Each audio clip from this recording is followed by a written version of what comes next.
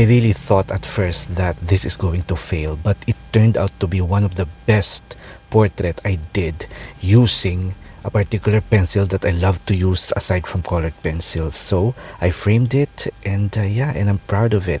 And I'm gonna show you exactly what it is and what I did to make this drawing really, really special.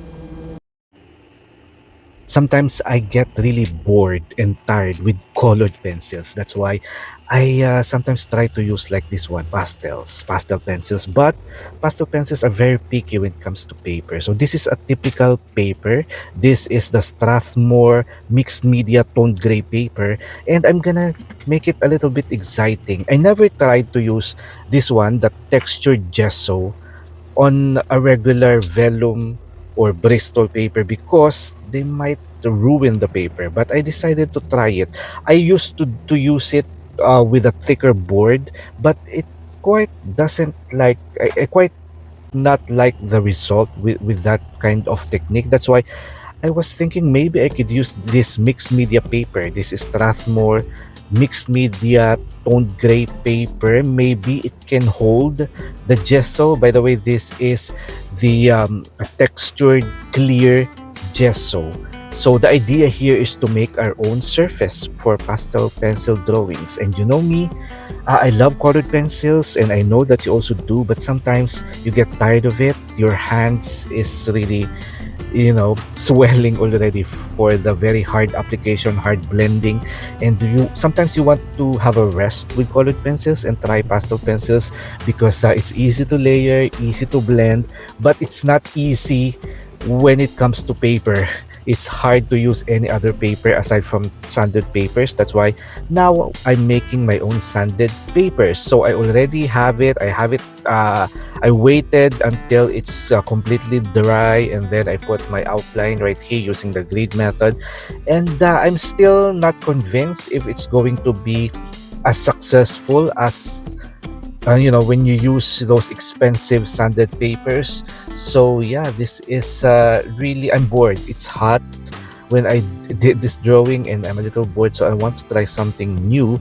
So I hope you watch this particular drawing up to the end, because you will see the process that I did exactly, and you will see how I layer everything on this basically like a DIY sanded paper. So I did not quite like what I did before using matte boards, because they don't really quite stick to the paper as well as the regular sanded boards that you buy, which are very, very hard to find here in the Philippines and very, very pricey when you order it online. So now this is the Strathmore mixed media uh, toned gray, and I use a clear texture gesso right here. And yeah, so these are the pencils that I'm using. I'm gonna indicate the colors that I use, so you will know what colors to use here. But like what I always say, you don't really have to be very particular with the exact colors, for as long as you use lots of colors ranging from dark to light. And yeah, so this is what I do. As usual, I'm gonna be doing the verdaccio or the green base technique right here. I find it very, very particularly effective with pastel pencils, and they make the drawing really, really good looking in terms of the skin tone when you put green on your drawings. So this is what I'm doing right now, and at this point I'm still nervous if it's going to be good, as good as the regular expensive paper.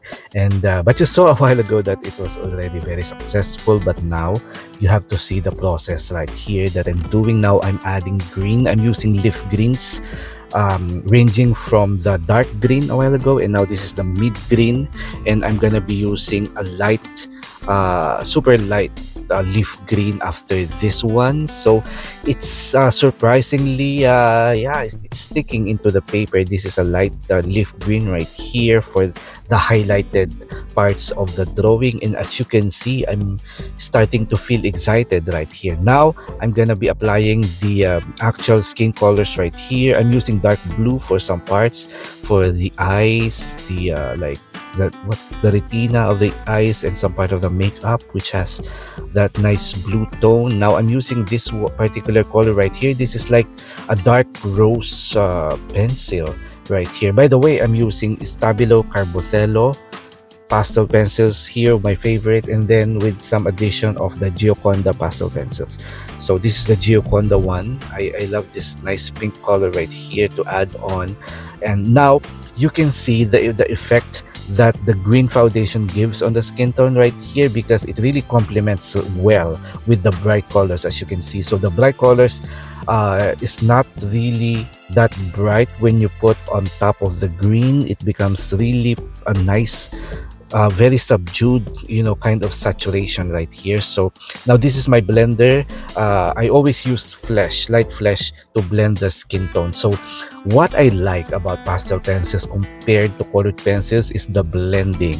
The burnishing with colored pencils is very painstakingly hard, and it's so difficult. It's a lot of work. It's a lot of pain in your hands.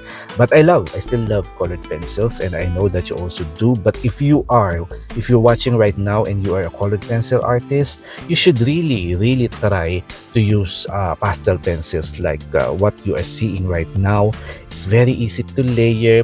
It's a lot quicker to make a portrait in terms of the duration or the time that you have to spend.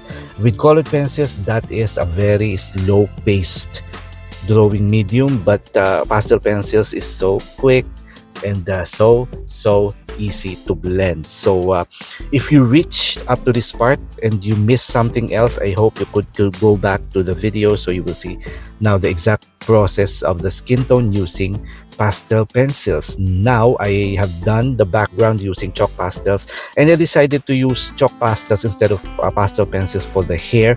And yeah, it also works with soft pastels. Surprisingly, you didn't have to use the pencil. Here you can use, I'm using a very cheap pastel chalk right here for the hair, and as you can see, it's very easy. It grabs the paper that we made a while ago, grabs the pigment of the soft pastel, and now I'm using my finger just to blend everything and to make everything really nice and smooth, and the hair will really become realistic, and I'm loving it. I'm seeing light. Up to this point, I'm already happy with the result that I'm getting with this kind of experiment. You really need to try this. If you are a portrait artist and if you want to experiment on something new aside from colored pencil or charcoal or graphite, this medium is now one of my favorite, and I think I'm gonna be doing lots and lots of portrait using this technique. I love it. I really love it.